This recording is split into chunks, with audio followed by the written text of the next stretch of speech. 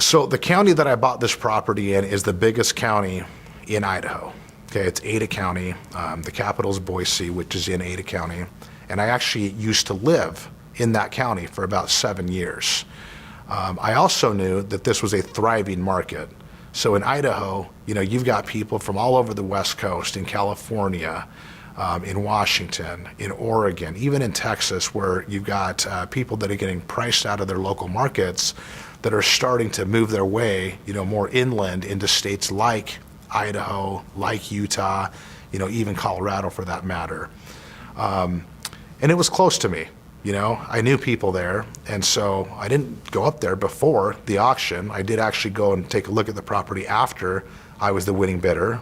I kind of used it as an excuse to go and visit some friends, and this might be shameless, but I didn't know what I might find inside of the property, knowing that it was fully occupied. Who knew what kind of treasures I might find inside. But I knew a little bit about this market, having previously lived there. I knew that it was a very healthy, yes, it's rural, yes, it's small. Most people maybe have never even heard of Idaho, but I knew that it was a healthy market. I knew that it was a growing market, and that there would be plenty of buyers, looking to buy in that market.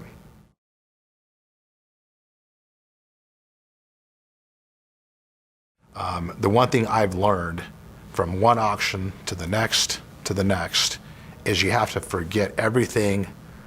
I mean, you want to learn from your previous experiences, but you don't want to assume that what happened at the previous auction is what's going to happen at the next auction. I mean, you are literally starting with a clean slate, and you never want to assume anything. So this particular auction, for example, was a very small auction that only had 12 properties. And so a lot of investors might look at that and say, is it even worth my time? Okay. I knew that Coach Bill taught me, you got to start with the clean slate. You never know what to expect. And so I took some time, properly researched the list. I actually had 2 properties that I was bidding on at that auction. And I very well could have wound up with both of them because the other one sold for less than my maximum bid. But because it was my first deal after having made the mistakes on the other deals, I was a little bit more cautious. So I was satisfied with this one deal, got this property, and turned out to be a very excellent deal for me.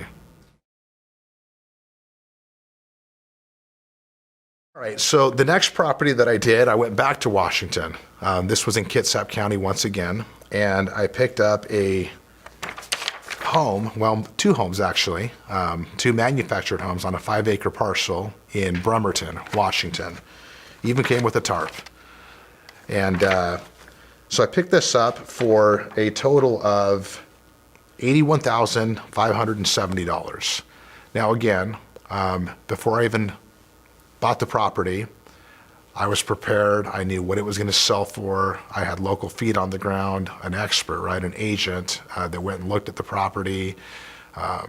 Went up, actually knocked on the door to collect more information from the owner, who was very kind, let us know what was going on there. And so I knew what this property was going to sell for, and so I knew what my maximum bid was. I wound up selling this property for $122,000. After closing costs, I collected $113,000 in change and made a profit of just over $30,000.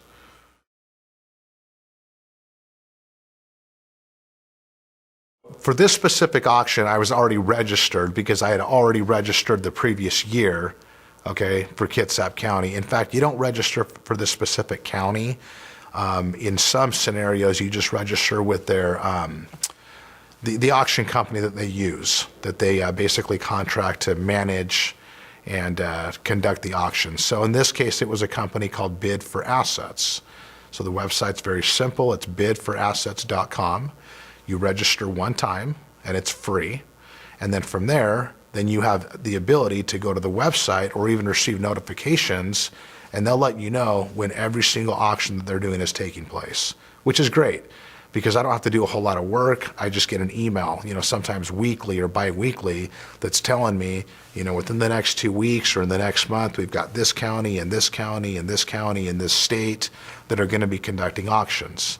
And then each county or each auction is going to require a specific deposit. which is great. I think that it weeds out all the tire kickers or people that just really aren't all that serious. But what you do is if you want to register for a specific auction, you simply pay the deposit, and the instructions are all online. So you just step by step, you go in, you either send a cashier's check for the deposit or you send a wire transfer. Now, if you are a successful bidder, then the funds that you sent in or your deposit, that's applied towards the purchase price for that property. If you don't wind up winning any of the bids or you don't buy any property, then within a matter of 3 or 4 weeks, you're going to get a check back from Bid for Assets for 100% of the deposit that you placed on the front end.